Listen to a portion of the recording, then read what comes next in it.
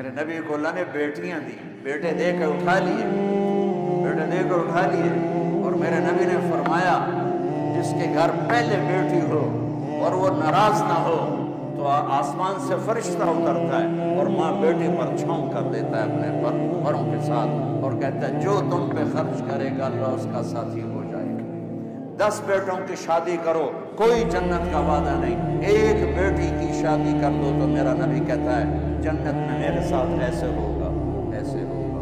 اخلاق بناؤ بچوں، اخلاق بناؤ، اپنے باپ کو عزت دو، ماں کو عزت دو، استاد کو عزت دو، راتوں کو اٹھ کے اللہ سے گناہوں کی معافی مانگو، آنکھوں کا پردہ جھکانا سیکھو۔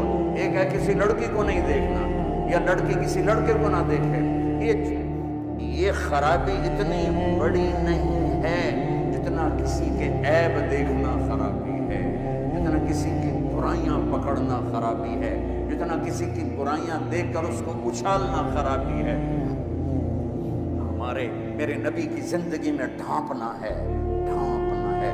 چور کا ہاتھ کٹا، میرے نبی رونے لگے، کہا یا رسول اللہ آپ کیوں رو رہے ہیں؟ کہ میرے امتی کا ہاتھ کٹا، میں رو نہیں۔ کہا تو آپ نہ کاٹتے؟ فرمایا کیسے نہ کاٹتا، میرے اللہ کی شریعت ہے، تم میرے پاس کیوں لائے تھے؟ وہیں سمجھا بجھا کے توبہ کروا دیتے۔ جس صحابی کو سنگسار کیا گیا تو آپ نے ثابت بن حزاد سے فرمایا کیوں بھیجا تھا میرے پاس؟ کاش اسے تم اپنی چادر میں چھپا لیتے۔ ایک صحابی آ کر کہہ رہے ہیں مجھ سے بدکاری ہو گئی ہے، غلط تعلق عورت کے ساتھ، آپ مجھے سنگسار کریں۔ آپ نے منہ یوں پھیر لیا کہ بیٹا اٹھ جا، تو نے نہیں کیا۔ اتنا اپنے آپ، اس نے 4 دفعہ کہا میں نے کیا ہے تو پھر آپ نے حد لگائی، لیکن یہ مزاج نبوت ہے۔ اپنے آپ گھر والے بننے والے ہو، کچھ بن چکے ہیں، یہ کچھ شادی شدہ ہیں، کوئی بچیوں کی شادی ہونے والی ہے۔